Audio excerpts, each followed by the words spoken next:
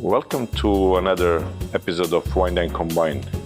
This time we have a guest that I don't think we need to present. We don't need to say much about him. You know, when we are talking about these new steps that we are taking, we are launching a series of educational videos. We must include Aaron Rizzo. Okay, that's good afternoon, Aaron. Thank you. Good afternoon to you. We're here at the Money Center, which is focusing on the local artisans and local manufacturers. So here we would be having wine tasting episodes, wine tasting sessions as well. They are carrying only local wines and local produce, which is aiming not only to the tourists, but even to educate and lead more Maltese population focusing inwards to the island, which is very important. So, but today we are sponsored by Emba Wines and More. Yeah. And we got some really nice wines to try for this episode. Yes, I see that. So we will start off with the Franz Haas. Yes. And it's very interesting wine variety. Did you see the label? Yes, I saw the label. It is quite a modern looking label, very much in fashion. He's Franz Haas is a winemaker who doesn't need any introduction in Alto Adige region, which is in the north of Italy, which is a very cool climate.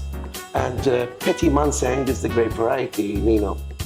A grape variety which is normally grown in the southwest of France.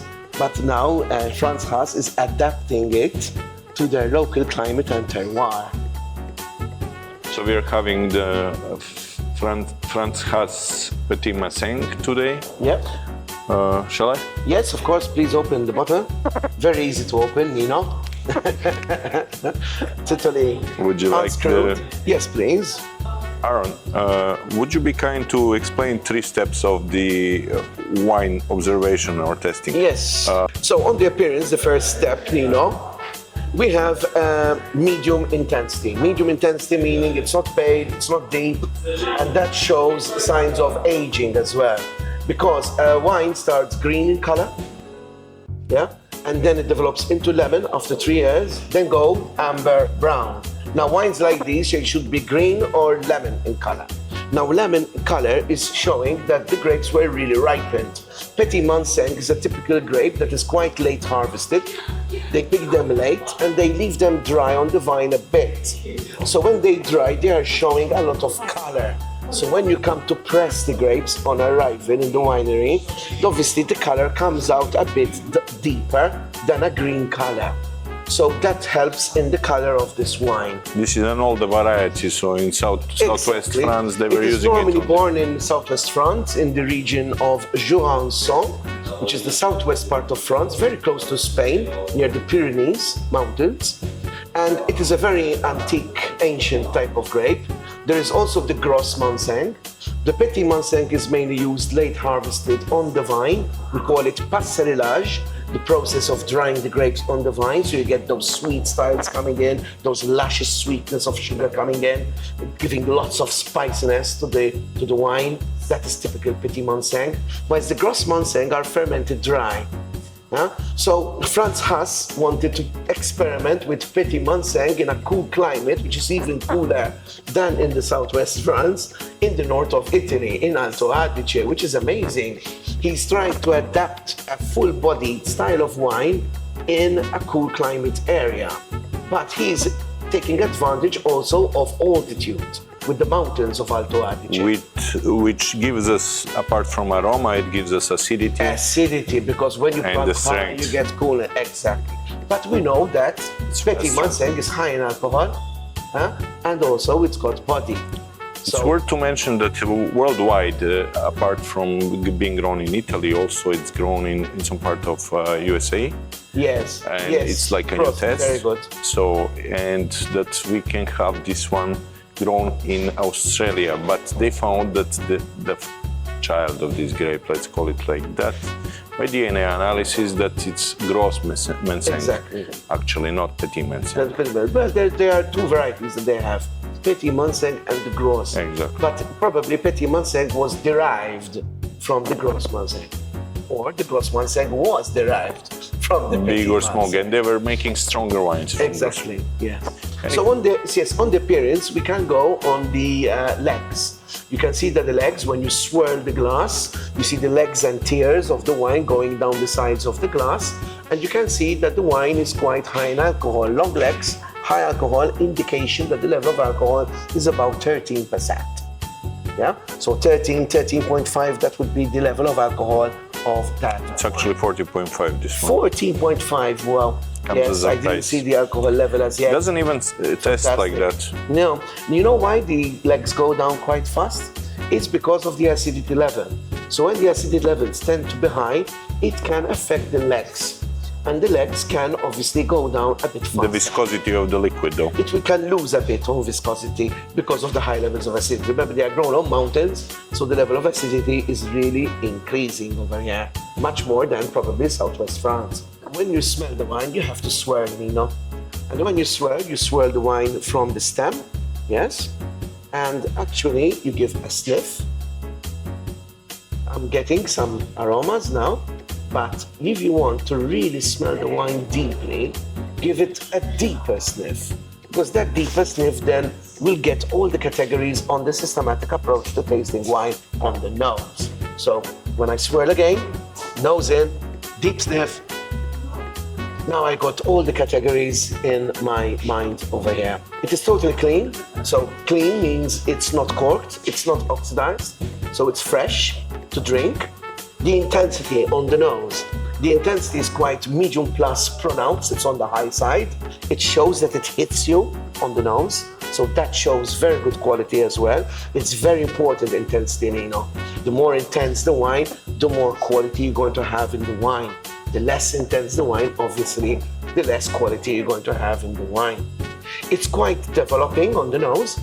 Developing because I'm getting primary and tertiary aromas. Primary aromas are the aromas of the grape variety and the soil. Secondary aromas are the aromas of winemaking methods, like yeast, sediment, biscuit bread, like MLF, we will explain MLF in due course, the buttery aroma in the wine, and also oak maturation. But there are no signs of secondary aromas in the wine, because the winemaker wanted to retain the flavors of Petit Manseng. In fact, he used stainless steel tanks. And stainless steel is very good, an inert vessel, not to allow oxygen to affect the wine and to retain its primary flavors. But there is signs of complexity. And when you smell mushrooms, honey coming in, toast, nutty, that's a sign of bottle aging in white wine. There are bottle aging aromas in white wine and bottle aging aromas in red wine. And the bottle aging white wine aromas, definitely mushroom coming in, you know, the honey, toastiness, nuttiness. So that is a sign of complexity. When it ages in the bottle, with age, the tertiary aromas will take over the primary fruit. Now the primary fruit I get in the grape is mainly tropical fruit and stone fruit, not the citrus, not the green fruit, but more ripeness of fruit. It shows that Petit Manseng is full of ripeness. So I get tropical mango, melon, pineapple, a bit of banana coming in, you know, and also peach, apricot, nectarines. Mango for sure. So mango out of the tropical fruit, you will choose mango better than the banana and the melon and the pineapple. Which is overwhelming though. Excuse me? It's overwhelming them. Overwhelming. So that shows it's a medium plus to a pronounced intensity style. Yeah? So complexity coming from tertiary. We always smelt it. We still need to taste it. So let us taste it and kiss the wine properly. So now we can do a systematic approach to tasting on the palate. On the palate, the wine is totally dry, Nino. There is no signs of sugar. Remember that people cannot confuse sugar with fruit. Sugar gives sweetness. Fruit is the grape. So it has to smell of fruit. It is made from grapes. So you need to give that fruit character. Yeah? So it's totally dry.